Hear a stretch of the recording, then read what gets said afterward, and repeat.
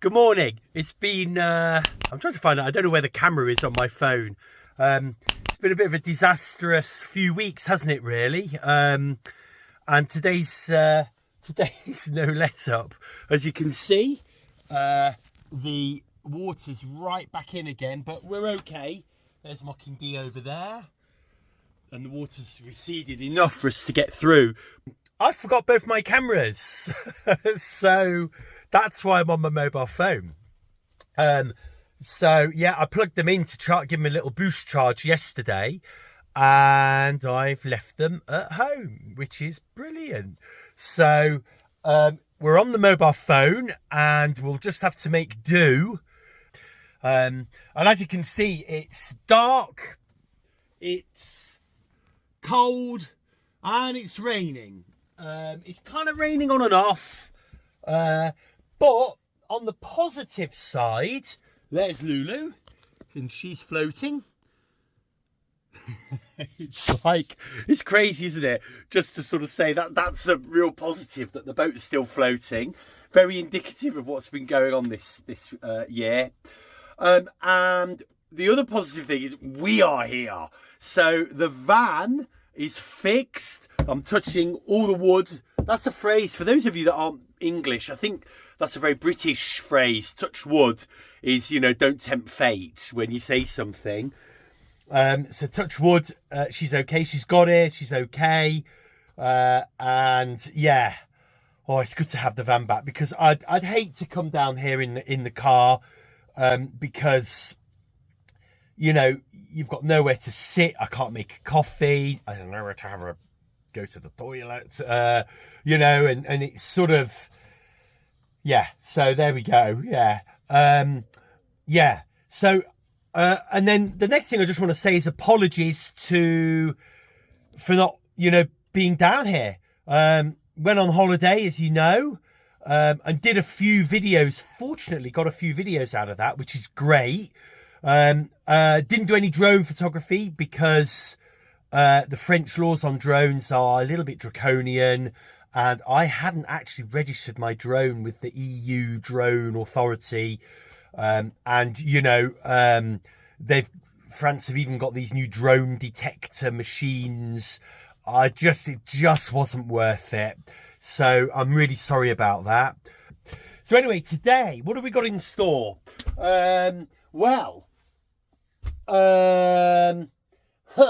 I was hoping to get the boat maybe moored up or anchored here, but that's going to be a struggle, isn't it? And I was hoping to get this battery box fitted in. So it's supposed to be a decent easterly wind today. Now, the reason why that's quite good is that that's going to blow almost straight across the lake, which means it's kind of one tack down and one tack all the way back.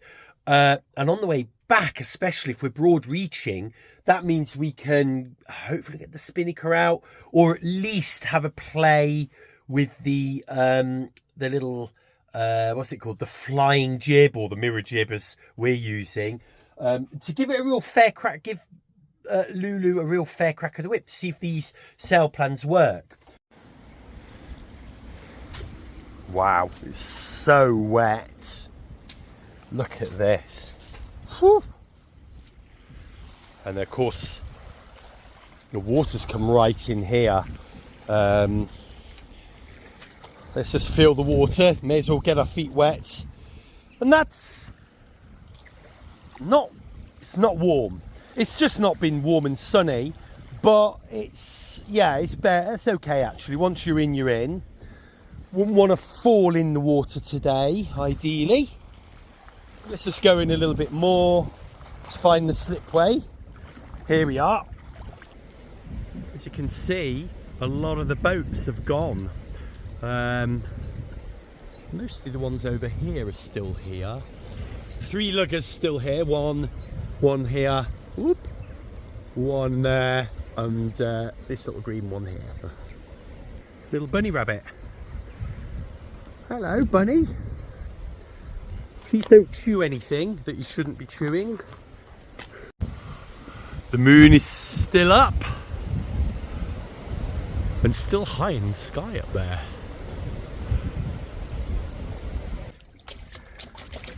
That is 6 weeks of rain. But I've got the mizzen out, and in this windy, rough weather, it's made a huge difference to getting the boat to point into the wind. So before, you know, you try and use your tiller tamer, and it works for 10 seconds, maybe 20, but before you know where you are, the boat's come off the wind one way or the other, and suddenly the wind's hitting the hull, and this boat does have quite a lot of windage. What this also tells me is where the wind is. So you see we've flipped over to the other side now. So even with the mizzen out, we're struggling to keep the bow into the wind. We're struggling to motor into the wind, even though it's a hell of a lot easier and I don't have to use as much juice on the motor. So now you can see we are making some headway away from the moorings. So time to get the jib up and the main up. Wow, woo, that's a gust. In fact, what I'm thinking is we may do a bit of jib and mizzen just to get ourselves back into it. I'm kind of a bit anxious because I've not sailed for so long, and we are in a little bit of a gust here. But there we go. So we're doing about 2.8 miles an hour. If we just come off the wind a little, you can't go too close hauled when you're under the jib and mizzen only. And but this is nice. Look, we're making headway. And as soon as the sails went up, she's happy. That's what she wants to do, you know, this boat. Just likes to do it slowly. This is going to be nice. A lovely, lovely, calm, sedate sail. Very controllable. We'll get everything sorted out. We'll find some shelter down the lake. We'll probably get the main up then. It's a big gust. Look at that.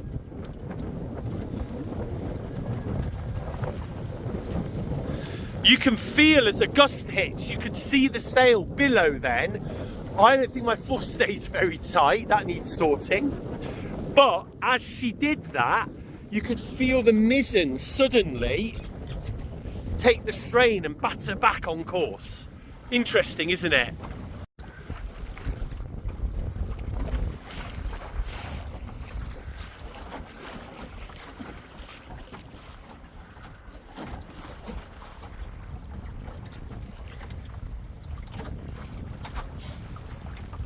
There's the moorings right over there. Let's do a little zoom in. How do we do this? There we go. Making headway. In fact, under there, look, it's the red house. So, doing really well. Maintaining a nice 2.5 to 3 miles an hour pace. That'll do me. One thing about running under just jib and mizzen is that you can't point very well because you've got quite a lot of weather helm, I think is what a mizzen gives you. It pushes the bow into the wind. So I think that's weather helm, which is kind of a good thing, because if everything, you know, if everything hell breaks loose, you let go of everything, then the boat will, I think it's called round up. It will round up into the wind. And that's why the boat sort of automatically will heave to under jib and mizzen. Just lash the rudder amidships and let her go, literally, and she'll heave to. And then you can use the rudder and the strength of the mizzen and the jib to kind of alter the attitude. I've done a video on that. To alter the sort of angle into the wind. So I've took the opportunity to get the main up. We kind of, as I was talking to you in that last video, we kind of hove to automatically. I wasn't paying attention, and yeah, we're now sailing. We can point massively higher. Look. And we're even going higher than that, look. And we're doing about 4.5 to 5 miles an hour, depending on where we're pointing. I've not really got the main set very well at the moment, but yeah, I think it was worth doing it. Because actually the wind died quite badly then, and we were struggling to even tack. So, the big boy's up, and we're going to make our way right down to the bottom of the lake. You can actually see, look how high up the lake we're pointing now. We couldn't point much. I mean, we were going across the lake quite merrily. Oh, and there we go, about there. So let's just come off this a little. We've got to be careful when feathering because the mizzen does not like it. And of course, as we know, the wind does shift about quite a lot on the lake. So I've just put a couple of turns in the mizzen, so look, just a little dinky bit of mizzen out. So we've got a little bit of, I've never sailed like that before, with a little bit of mizzen. So I can feel the weather helm is so much better. We were feathering too much into the wind, and it just gets a bit annoying, you know, you're constantly heaving to accidentally. So yeah, so we wrapped it up, but instead of putting her away, we're going to persevere with it today. So yeah, that's much better, and I think it will help keep the boat speed up a little bit. You can see how you get close to this shore and things get quite nice and sedate. And then you just creep out beyond these hills where the wind is coming over. And yeah, and then the wind picks up again.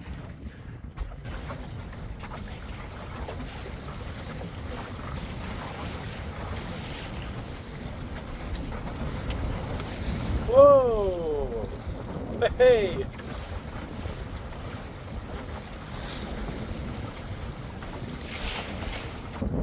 Dead ahead, so you see that farm in the hills and the little crop of trees in front there. That's Priates Cove, or at least that's what I've named it. We're gonna sail in a little bit south of that, so to the left as you're looking, so it gives us time to drift. We're just gonna motor our way into that cove, which should be nice and secluded. There we go. And we'll have a little break. Right, so we're just going to come into this little cove. You can even see, if you look carefully, how placid it is in this little cove, how calm it is. So that's what we're going to do. And that blustery wind we just had, when I was putting the sails away, you could just see that translated in this big sort of sudden swell, which is interesting as well. But look, there we go. And now we've come in here, we're all ready. You'll know from the wind, the lack of wind in the microphone now. And then right here, let's have a little look. Yeah, about now, look at that. It's like there's nothing going on out there, isn't it? It's amazing. Right, I've got to sort of start getting rudders and stuff away, so and then I'm going to anchor, and then we'll have a little break. You can see how, it's just played out, but the anchor road played out so slowly because it's so calm here. I thought we was never going to actually play out, and we're in the perfect spot actually. Look how just look how deep that is. You can normally just walk out to that and you're knee deep. It's that little stick, that little post coming out of the water. But look how deep the water is at the moment. Gosh, we've been told to get the boats, gone by November this season. So normally you can bleed into November a little bit, but I think we're going to have to be gone by November. I've got sort of school half terms to contend with, but we're going to have to start picking boats up and taking them back home to the boat yard. I've checked with the boatyard and we're back in there. So I think for the amount that costs and the fact that it's so local to me, and I can work on it anytime I want, get access to it anytime I want, it's just worth the money for the boatyard.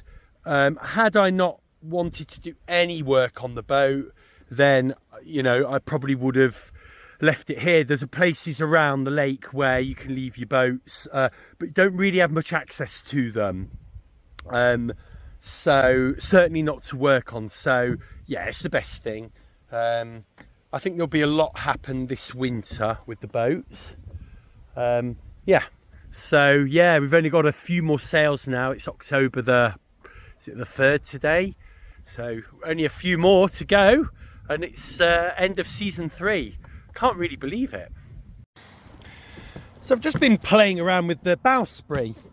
I've actually got the Bowsprit in the wrong way round, but the idea was to see how this idea of putting the bolt through a little clasp like that, and then as long as you can get that tight, okay, we're going to always have a bit of lateral movement maybe, but if we can then get that tight somehow, you'd have a better way of securing the Bowsprit.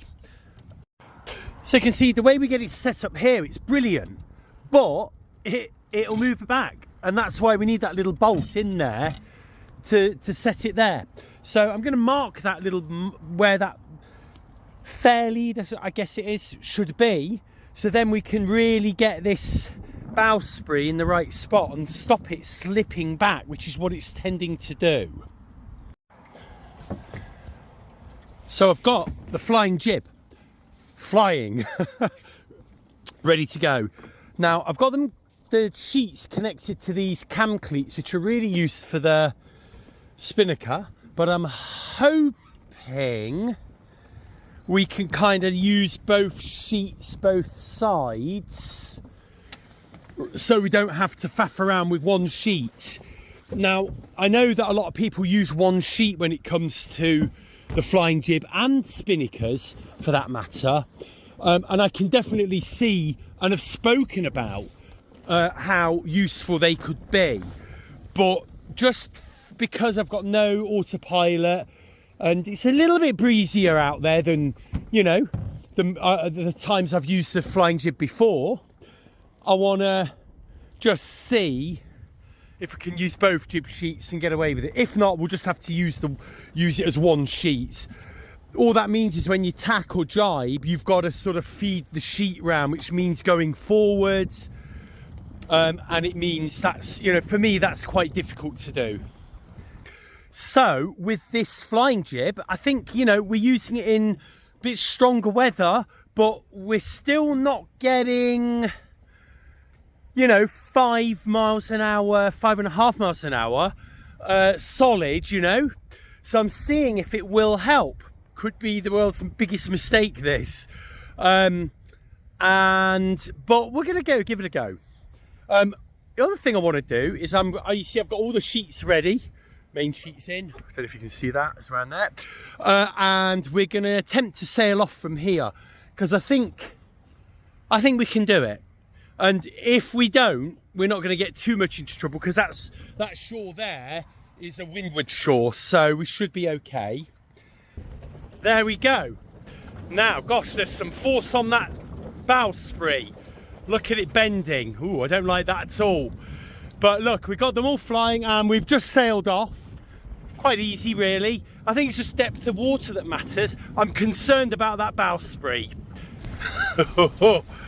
That Bowsprit is bending. It's because of the forces, you know, on that one little spot. If we get, you know, a piece of wood across the bottom like I've just discussed, I think it would go a lot better. I am genuinely concerned that Bowsprit's going to bend with a big gust, and if we come off the wind too much, I am mildly concerned, I'm not going to lie. Yeah, we're doing 3.5 knots actually, and flying close to the wind. It's here that, whoa, oh my lord, that's bending now. Oh my god, I do not like that. Yeah, yeah. But we are maintaining good speed, extremely close to the wind. Look, we can't get any nearer to the wind than this, look. So I'm going to heave to. I'm going to get this flying jib in. I can't test it with this bowsprit. It is going to break. But yeah, interesting test. So I've put the sail away. Yeah, just too leery. Wind's too high. It's too strong. That bowsprit is bending like crazy. So the flying jib's away. I've tied it up on the cleat there, but I've realised I've tied the bowsprit the wrong side of the anchor road, and then the anchor road's below and above the jib sheet, and these jib sheets are now stuck around there as well. So, oh God, we were in a bit of a mess there. It was a bit leery at one stage. So, and these gusts are, well, for me, they're bigger than 25 mile an hour. I think they're nearer 30. They feel like 30. The odd one does anyway. There you go, look at that. The wind is not quite as westerly as it was supposed to be. But then, when has the wind ever been what it was supposed to be at Lake Bala? Whoa! Right, I'm going to sail to the bottom of the lake. We're actually, look, we're past Bala camping where we often stay. Oh, under there.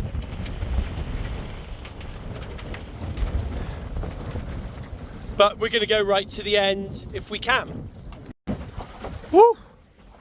I've had to put my top on. It absolutely gunned it down. But it kind of stopped as quick as it started, which is good. And we've been merry-going 5 miles an hour. Oh, we're down to 4 now. 5 miles an hour. And we were on a lovely tack. Big long tack. And it was like sailing on the sea.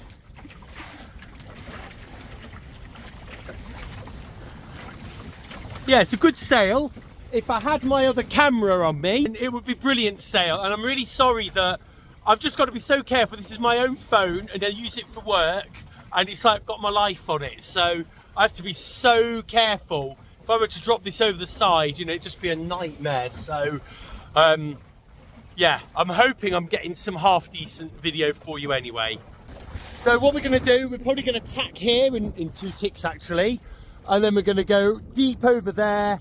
And then probably tack again, get in the middle somewhere, and then we're going to try and heave to, and then I'll speak to you then.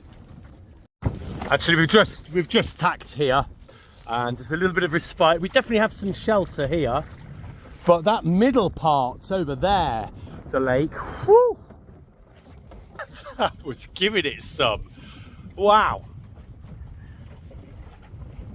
We've just passed the South Buoy, number 1, or South Buoy. Here we are at the bottom of the lake. There's the adventure centre with some ribs throughout, so we can't get into trouble if there are ribs. And we're doing 4.2 miles an hour along this tack, and it's quite nice and serene. It's lovely. We've not been down here much, have we, this season? The south of the lake.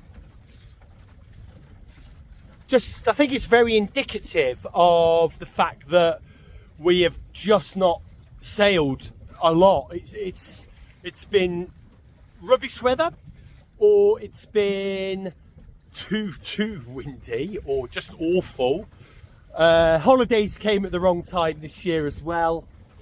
But don't forget, I did think that we have been out on the sea 3 times, you know, multi-day as well. So we're not all at the lake, are we, this season, which was the whole idea. And then really it gets quite shallow here, so I'm hoping we can drop an anchor here somewhere. And then we'll have a little break. I think we've deserved it. Everything's packed away. We had to tie the sail up a fair few times. The gusts just get into it. We're just cruising now, 350 watts, just making nice little headway, 3 mile an hour. And this is the entrance to the river, yeah, this is the entrance to the lake, this bit of the river here. Now it does get quite shallow here, but look how big that river actually is. We could probably go in it. Have a little look. If we're careful, maybe we maybe have a little look in there. Oh, here comes the rain. You can see it here coming in. Look. Here's the mouth of the river. Wow, I've never seen the mouth of the river this big. And look at these kind of weird overfalls here, look. Mini overfalls. Woo! God, the rain is coming in heavy now. I think I might pull the rudder up and just use the engine because I don't have much control. Oh, look at this. Look how bent that is. I don't know if you can make that out, but look at the dents. And yeah, that's pretty bent. And this curves in. So the problem with this is it's actually quite thin gauge. It's a 1.6 mil gauge. So I've got some much thicker and much stronger rod than this. We don't really need to make a measurement now because we know where it was going. So we're just going to make a new one of these that needs to be a bit longer. Yeah, so I think new Bowsprit winter project now. You know, we've got sailing to do for the last few weeks of this. I'd like to get the battery in, but you know, the trouble with weather like this is I'm just checking we're not dragging anchor, by the way, while I'm talking to you, but the trouble with weather like this is, you know, you can't get your spinnaker and your flying jibs up anyway, as you've seen. You know, there's more than enough wind to cope, you know, to have for 3 sails, let alone 4 or 5. So yeah, I think it's just about getting some sailing done now. I needed that break though, a little break.